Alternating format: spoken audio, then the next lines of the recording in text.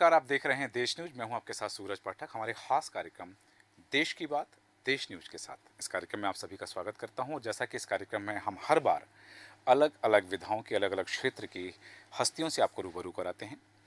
उन्होंने अपने क्षेत्र में कितने संघर्ष के बाद में उस मकाम को हासिल किया है जिस मकाम पर आज वो स्थापित हैं। साथ ही उस मकाम पर पहुंच कर के जनता से जुड़ाव और उसकी जो गरिमा है उसे कैसे वो स्थापित रख पाते हैं। साथ ही कुछ ऐसी चीज़ें होती हैं, कुछ ऐसे विभाग होते हैं जिन विभागों से जनता का सीधा जुड़ाव होता है, वहाँ अपनी जिम्मेदारियों को कैसे पूरे करते हैं, किन चुनौतियों का सामना करते हैं। इसी विषय पर हम बात करेंगे आज हमारे इस खास कार्यक्रम में। देश की बात देश न्यूज के साथ में है भोपाल सीएमएचओ डॉक्टर प्रभाकर तिवारी जी। तिवारी जी, बहुत स्वागत है आपका देश न्यूज में। धन्यवाद। तिवारी जी, आप भोपाल के सीएमएचओ हैं, बड़ी जिम्मेदारी है, बड़ा पद है और इस जिम्मेदारी के निर्वहन में कई तरह की चुनौतियां भी सामने आती हैं। सबसे बड़ी बात कि ये, जैसा कि मैंने कहा कि ये जो क्षेत्र है, ये जो स्थान है, डॉक्टर को लोग भगवान मानते हैं। भगवान मानकर अपनी समस्या लेकर के जाते हैं और समाधान की उम्मीद करते हैं कि हमारी जो भी परेशानी है उस परेशानी का समाधान हमको यहाँ मिल जाएगा, हम स्वस्थ हो जाएंगे। इन उम्मीदों पर आप और विभाग कैसे खरा उतरता है? देखिए, जैसा कि आपने बताया कि जो भी व्यक्ति किसी चिकित्सक या किसी चिकित्सा संस्था में जाता है, बड़ी उम्मीदों के साथ जाता है और परेशान होने के बाद ही जाता है। तो मैं इसको दो हिस्सों में मानता हूँ, जो कि हमारा विभाग भी कहता है, जो हमारा public health and medical education विभाग कि पहली चीज़ तो ये है कि किसी को भी हमारी संस्थाओं तक आने की आवश्यकता ही ना पड़े। और हमेशा से कहा जाता है डॉक्टरों से दूरी ही अच्छी। तो पब्लिक हेल्थ में अगर आपने देखा हो तो पब्लिक हेल्थ जिसमें हम अगर बात करें व्यक्तिगत सुरक्षा की, सामुदायिक सुरक्षा की और सबसे बड़ी बात वैक्सीनेशन की। हाँ। आपने सुना होगा कि चिकित्सा क्षेत्र में हमेशा से कहा जाता रहा है prevention is better than cure. जी बिल्कुल। और पूरा जो पब्लिक हेल्थ सिस्टम है वो इसी को फॉलो करता है कि पहली चीज, कम से कम ऐसी चीजों के लिए जो प्रिवेंटेबल हैं उनके लिए किसी को अनावश्यक रूप से अस्पताल ना आना पड़े। जी। और आपने देखा होगा कि अगर हम बात प्रिवेंटेबल की करें तो सरकार सबसे पहली चीज लगभग 10 वैक्सीन प्रिवेंटेबल डिजीजों के लिए टीका लगवाती है, वैक्सीनेशन करवाती है। और सबसे बड़ी बात कि हमारा शायद अकेला ऐसा डिपार्टमेंट होगा जो जन्म के पहले ही काम करना शुरू कर देता है। यानी कि जब कोई बच्चा गर्भ में आता है तब से हमारी सरकार, हमारा विभाग उसकी चिंता करना शुरू कर देते हैं। यानी गर्भवती महिलाओं का परीक्षण, उसके बाद उनकी प्रसव पूर्व जांचें, उनका इम्यूनाइजेशन या टीकाकरण, उसके बाद उनकी सुरक्षित संस्थागत डिलीवरी या प्रसूति, उसके बाद जो बच्चा पैदा हुआ है वो स्वस्थ रहे उसके लिए लगातार उसका टीकाकरण, उसका जो पोषण है उसका ध्यान रखना, सही समय पर उसको जो भी आहार है वो आहार शुरू हो जाए इसका ध्यान रखना, ये सारे की सारे हमारे पब्लिक हेल्थ के पार्ट्स हैं। तो अगर हम देखें मोटे तौर पर, तो मोटे तौर पर हमारा विभाग जन्म के पहले ही अपने हितग्राहियों को अपनी सुविधाएं देना शुरू कर देता है। रही बात इसकी कि जो कोई मरीज या रोगी हमारे पास आते हैं तो निश्चित तौर पर अगर आपने देखा होगा तो पिछले कुछ समय में हमारा जो इंफ्रास्ट्रक्चर है, हमारा जो लगातार बढ़ता चला जा रहा है। आपने देखा होगा कि पहले जो हमारे उप स्वास्थ्य केंद्र हुआ करते थे उनको सरकार ने हेल्थ एंड वेलनेस सेंटर में अपग्रेड किया है। अगर किसी को ब्लड प्रेशर नपवाना है तो उसको 20 किलोमीटर दूर जाने की जरूरत नहीं है, उसी के आसपास कहीं ब्लड प्रेशर नाप लिया जाएगा। ब्लड शुगर, उसको ऐसा लगता है कि ब्लड शुगर नपवाना है, वहीं हो जाएगा। हीमोग्लोबिन की जांच आजकल इलेक्ट्रॉनिक हीमोग्लोबिनोमीटर से वहीं पर उप स्वास्थ्य केंद्र या हेल्थ एंड वेलनेस सेंटर पर हो जाएगी। तो जिन छोटी छोटी चीज़ों के लिए पहले लोगों को 20 किलोमीटर 50 किलोमीटर तक जाना पड़ता था, वो सारी की सारी सुविधाएं अब उनके एक तरह से डोर स्टेप्स पे उपलब्ध हैं। अगर हम अर्बन एरिया की बात करें तो हमारी जो संजीवनी क्लिनिक, सिविल डिस्पेंसरीज हैं वो लगातार बढ़ती चली जा रही हैं। और अगर हम बात भोपाल की करें तो आप शीघ्र ही देखेंगे कि हमारे जितने भी अर्बन वार्ड्स हैं लगभग सभी में हमारी संजीवनी क्लिनिक या अर्बन पीएससीज उपलब्ध हो जाएंगी, जिससे ये जो सुविधाएं मैंने बताई वो सारी की सारी सुविधाएं उनको अपने डोर स्टेप्स पर अवेलेबल हो जाएंगी। बिल्कुल, बहुत उत्तम बात आपने कही कि वो जो दुर्गमता थी कभी वो अब सुगमता में परिवर्तित हो गई है और वह सुगमता मरीजों के लिए है अच्छी होगी कि यदि जिस चीज़ के लिए पहले उन्हें दूर जाना होता था, अब वो उनके निकट ही उपलब्ध है। लेकिन डॉक्टर साहब सबसे बड़ी बात यहाँ पर ये आती है कि मौसमी बीमारियाँ हर मौसम में फैलती हैं। जब बारिश का समय होता है तो अलग तरह की बीमारियाँ होती हैं, सर्दी का समय आता है तो अलग तरह की परेशानियाँ हो जाती हैं, गर्मी में अलग तरह की परेशानियाँ हैं। तो अभी जैसे कि बारिश का समय शुरू हुआ है, तो ऐसे में किस तरह की सावधानियाँ रखना चाहिए और इन मौसमी बीमारियों से निपटने के लिए, इन मौसमी बीमारी के इलाज के लिए विभाग कितना तत्पर है? बिल्कुल, आपने बहुत ही समसामयिक एक प्रश्न उठाया और जी, जो मेरे ख्याल से हमारे सारे के सारे दर्शक बंधुओं के लिए जी, बड़ा ही लाभप्रद सिद्ध होगा। जी, अगर हम मोटे तौर पर देखें तो 2 तरह की बीमारियाँ इस समय सबसे ज़्यादा देखने को मिलती हैं। एक तो जो हम वाहक जनित रोग या जिसको वेक्टर बॉर्न डिजीज़ेज़ बोलते हैं, वो मानसून के मौसम में बहुत ज़्यादा देखने को मिलती है, चाहे बात डेंगू की हो, चिकनगुनिया की हो, मलेरिया की हो। आपने देखा होगा कि पिछले कुछ समय में शहरी क्षेत्रों में मलेरिया का जो प्रकोप है वो डे बाय डे, दिन पर दिन कम होता चला जा रहा है। अब अगर हम अपने भोपाल या मध्य प्रदेश के मध्य भाग की बात करें तो वहाँ मलेरिया लगभग ना के बराबर है, किंतु वहीं दूसरी तरफ डेंगू और चिकनगुनिया, जिसको हम आमतौर पर अर्बन डिजीजेस कहते हैं, उसका प्रकोप लगातार देखने को मिलता है। आपने देखा होगा कि लगभग प्री कोविड एरा में हम देखें तो एक आध साल ऐसा भी हुआ था जब डेंगू काफ़ी ज़्यादा हुआ था और उसके कारण कुछ डेथ्स भी उस समय रिपोर्ट हुई थी। लकीली पोस्ट कोविड एरा में हम लगातार डेंगू और चिकनगुनिया के नंबर ऑफ टेस्ट बढ़ा रहे हैं। जी, जो नंबर ऑफ पेशेंट्स हैं वो लगभग स्थिर हैं या कम हुए हैं। और सबसे बड़ी बात कि हम डेंगू या चिकनगुनिया से रिलेटेड जितनी भी डेथ्स हैं जी। उनको प्रिवेंट करने में सक्षम रहे हैं। हुँ, और रही बात इसकी कि उनसे कैसे बचा जा सकता है, क्योंकि इसके दो हिस्सों को हम बात करते हैं। जी, पहली चीज़ ये बात बिल्कुल सत्य है कि किसी भी बीमारी का अगर प्रकोप हो जाता है, हाँ, उसका पेशेंट आते हैं, जी, तो उनसे मुकाबला करने के लिए स्वास्थ्य सिस्टम, स्वास्थ्य का अमला पूरी तरह से तैयार है। और फिर मैं वापस वहीं जाऊंगा, जी, प्रिवेंशन इज बेटर देन जी, क्योर। जी, क्योंकि ऐसे वाहक यानी वेक्टर्स अगर हम देखें तो जो हमारे डेंगू चिकनगुनिया का वेक्टर है वो एक मच्छर है। हाँ, और वो जो मच्छर है डेंगू का स्पेशली साफ पानी में पनपता है, हुँ, यानी घर के अंदर रहता है। जी, दूसरी चीज, ये मच्छर जो रहता है वो दिन में काटता है, हुँ, यानी कि अगर आप दफ्तर में हैं तो हाँ, दफ्तर में काटेगा, घर जी, में है तो घर में काटेगा, जी, स्कूली बच्चे हैं तो स्कूल में काटेगा। तो पहली चीज तो कोई पानी भरने ना दिया जाए। हाँ, दूसरी चीज, अगर पानी कहीं, अब हम ऐसा तो कर नहीं सकते कि पीने का पानी घर में रखना जी, बंद कर दें बिल्कुल, या नहाने धोने का हाँ, पानी रखना बंद कर दें, जी, तो उसको हम लगातार बदलते रहें। हुँ, कुछ जो बहुत सेंसिटिव चीज़ें रहती हैं, जैसे हम सब आजकल देखते हैं धीरे धीरे पर्यावरण प्रेमी है, अपने जी, घर में गमला रखना हमारे लिए अच्छा भी है, जी, देखने में आँखों को सुंदर लगता है, ऑक्सीजन देता है। जी, पर कभी हमें ये भी देखना चाहिए कि उसके नीचे जो प्लेट रखी हुई है, हाँ, कहीं ऐसा तो नहीं कि उसका पानी बहुत दिनों से बदला नहीं गया है। बिल्कुल, इसी तरह से आजकल हम लोगों की, मैं तो ये मानूंगा कि हम लोगों की प्रकृति के प्रति जो कहना चाहिए आक्रामकता है, हाँ, उसके कारण थोड़ा सा टेम्परेचर बढ़ गया है। जी, उसके लिए मैं तो ह्यूमंस को ही जिम्मेवार मानता हूं, तो बिल्कुल, उसके कारण डेफ़िनेटली, हम लोग अपने घरों में कूलर कुछ ज़्यादा रखते हैं। हाँ, जब बरसात शुरू हो जाती है तो हम उस कूलर को अब पानी खाली करना भूल जाते हैं। बिल्कुल सही हम कह रहे हैं, उसका पंखा तो चलाते हैं, पर जो पानी भरा हुआ है उसमें अगर मच्छर पनप रहे हैं तो शायद वो हमारे ध्यान से दृष्टि ओझल हो जाता है। बिल्कुल, पर उसकी तरफ भी हमें ध्यान रखना जरूरी है। बिल्कुल, तो ये कुछ ऐसी बीमारियां हैं जो वेक्टर बायोर्न डिजीजेज, वाहक जनित बीमारियां, जिनसे हमें सावधान रहना चाहिए और उनसे बचाव हमारे हाथ में है। जो दूसरा हिस्सा है, आपने कहा जी, इस समय कुछ ऐसी भी बीमारियां हैं जो खाने पीने के कारण या पीने के पानी के कारण फैलती हैं। जी, जैसे इस समय हेपेटाइटिस ए या पीलिया, हाँ, इसी तरह से गैस्ट्रोइंट्राइटिस या जी, उल्टी दस्त, हुँ, ये भी काफ़ी मात्रा में देखने को मिलता है।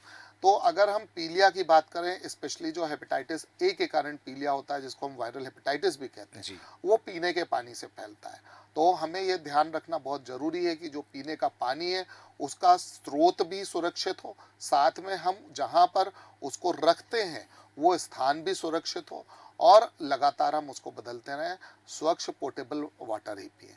रही बात गैस्ट्रोएंटराइटिस के जो कीटाणु रहते हैं वो बैक्टीरियल हो सकते हैं, वायरल हो सकते हैं, वो भी आमतौर पर खाने के साथ या पानी के साथ ही फैलते हैं। बिल्कुल। कई बार इस समय, क्योंकि आपने देखा होगा कि मॉइस्चर काफ़ी ज़्यादा रहता है, हाँ। टेम्परेचर भी बहुत कम नहीं होता, जी। तो जो खाना रहता है वो बहुत जल्दी खराब हो जाता है। हुँ। तो अगर हम बाहर का प्रदूषित खाना, क्योंकि इस समय बाहर की अगर हम बात करें, मक्खियाँ काफ़ी ज़्यादा रहती जी, हैं, और जी। अगर मक्खियाँ उस पर खाने पर बार-बार बैठती बैठती हैं, दूषित हो तो जाता है। वो दूषित होने का चांस बहुत ज़्यादा रहता है।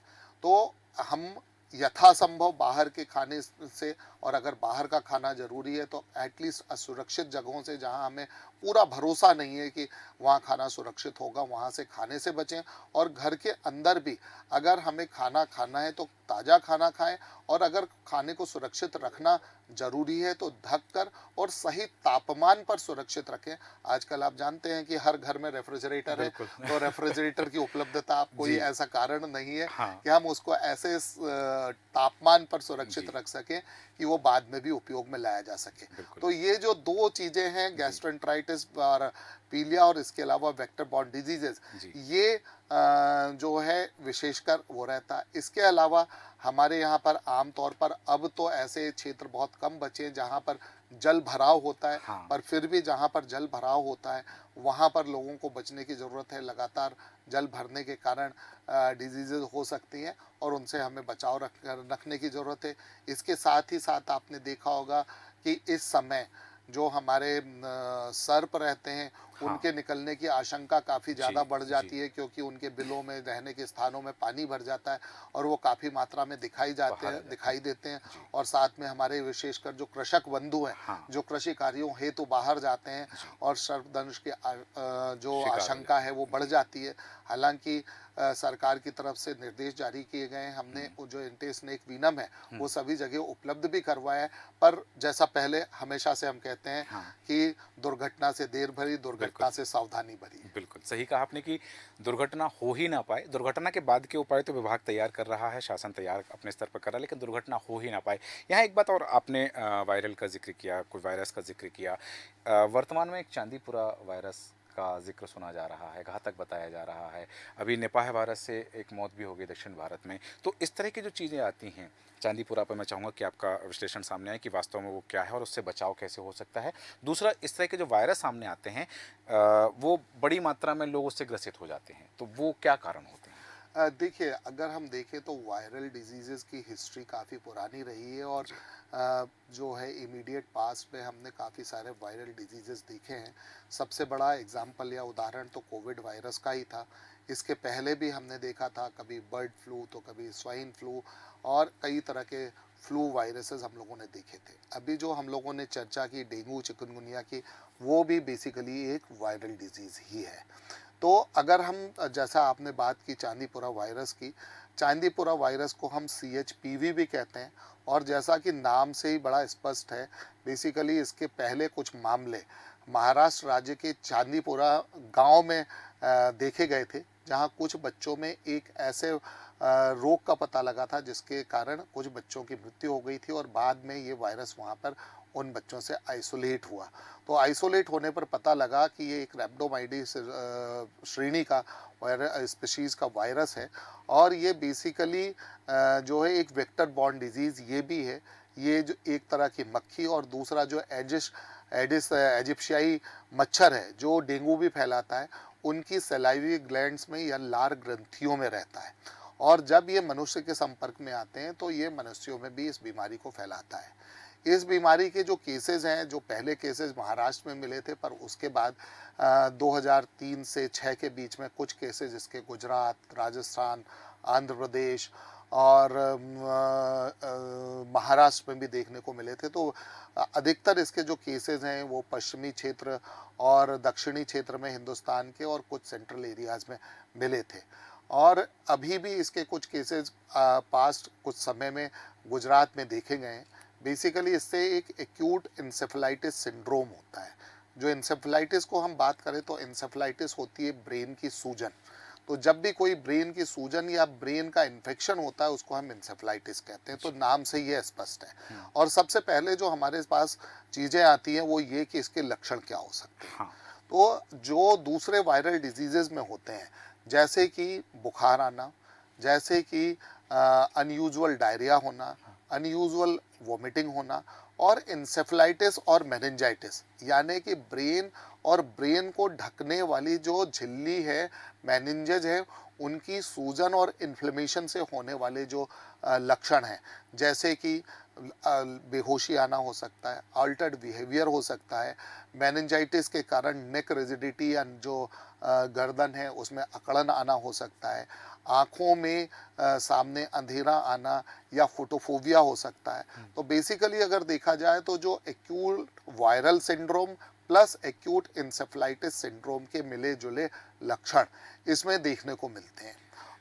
एक बात और है कि अक्सर देखा जा रहा है कि सरकारी अस्पताल से पहले आदमी दूर भागा करता था। उसको कुछ हो जाता था तो लोग समझते थे कि वो शासकीय अस्पताल यदि जाएँगे, सरकारी अस्पताल जाएँगे तो वहाँ उनको सुविधाएँ नहीं मिलेंगी। अब कुछ प्रतिशत भरोसा बढ़ा है। उसकी वजह क्या है और कैसे बढ़ेगा और कितना बढ़ सकता है, कितना बढ़ेगा, उसको लेकर के हम चाहेंगे कि हमारे दर्शकों को बताएँ कि सरकारी अस्पतालों में वो तमाम सुविधाएँ मुहैया होती हैं, जो निजी अस्पतालों में हो सकती हैं, या फिर निजी अस्पतालों की ओर आदमी ना जाए तो क्यों ना जाए? देखिए, मैं तो यही कहना चाहूँगा और सरकार की भी यही मंशा है कि भारत के प्रत्येक नागरिक को उसकी आवश्यकता अनुसार सुविधाएं मिले। जो लोग उसके लिए पैसा देने को तैयार हैं वो भले ही निजी क्षेत्रों में जाएं, पर ऐसे भी व्यक्ति हैं जिनके पास या तो पैसा है नहीं या पैसा खर्च करने की क्षमता नहीं है।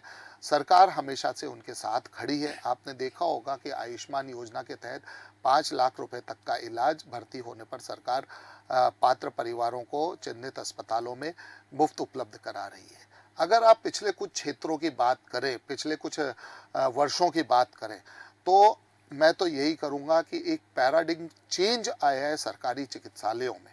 चाहे चिकित्सालय के सरकारी चिकित्सालयों की इंफ्रास्ट्रक्चर की बात हो, जी। चाहे स्टाफिंग की बात हो, चाहे उपलब्ध मूलभूत सुविधाओं की बात हो, जमीन आसमान का परिवर्तन देखने को मिला है। आपने देखा होगा अकेला स्वास्थ्य विभाग ऐसा विभाग है जहां लगा जो सीधे विशेषज्ञों की नियुक्ति करता है। जी, बिल्कुल। और किसी विभाग में आपको प्रथम श्रेणी जी। अधिकारियों की सीधी नियुक्ति देखने को नहीं मिलेगी जी। जो स्वास्थ्य विभाग करता है। जी। आपने देखा होगा पिछले कुछ समय में हमारा एक इंडियन पब्लिक हेल्थ स्टैंडर्ड का नॉर्म्स हुआ करता था, IPHS नॉर्म्स, जी। उसके तहत हमारी सरकार ने पोस्ट सैंक्शन की है और उसके भरने की प्रक्रिया चल रही है। इसके अलावा गुणवत्ता में कोई समझौता नहीं है। आपने देखा होगा पहले भी हमेशा से कहा जाता था कि हमारे सबसे अनुभवी अगर चिकित्सक किसी जगह पे मिल सकते हैं तो वो है हमारे सरकारी अस्पताल, बिल्कुल। क्योंकि उन्होंने इतने मरीजों को देखा हुआ होता हाँ। है या होता था कि उनका कोई मुकाबला नहीं कर सकता। बिल्कुल। पहले लोग क्या कहा करते थे कि वहाँ दवाएं नहीं मिलती, जांचें नहीं होती। हाँ। आज गुणवत्तापूर्ण जांचें, गुणवत्तापूर्ण औषधियाँ यहाँ उपलब्ध हैं। और मैं आपको एक चीज़ और विशेष तौर पर ध्यान करवाना चाहूँगा जी। कि टीबी के मरीजों के लिए, स्पेशली जो ड्रग रेजिस्टेंट टीबी रहती है, उसके लिए लाखों रुपए की औषधियाँ सरकार सभी मरीजों को निःशुल्क उपलब्ध कराती है, बहुत सुंदर। जिसके लिए एक भी पैसा उनको खर्च नहीं करना पड़ता। सारी जांचें बिल्कुल निःशुल्क रहती हैं। तो ये तो एक एग्जाम्पल था। जी। पर इसके अलावा जितनी भी जांचें हैं उनकी सुविधाएं विश्व स्तरीय पैथोलॉजी में बिल्कुल निःशुल्क है। दूसरी चीज एक और है, सरकार ये मानती है कि सरकारी क्षेत्र और निजी क्षेत्र दोनों अपने आप में परिपूर्ण नहीं है। जी। हाँ। तो जहां भी जरूरत हो, आपने देखा होगा सरकार कभी नहीं हिचकिचाई। आपने देखा होगा कि अभी सरकार ने एक निजी संस्था के साथ मिलकर एयर एम्बुलेंस जी। सर्विसेज प्रारंभ की है, जी। जो पात्र परिवारों के लिए निःशुल्क और शेष लोगों के लिए सशुल्क उपलब्ध है।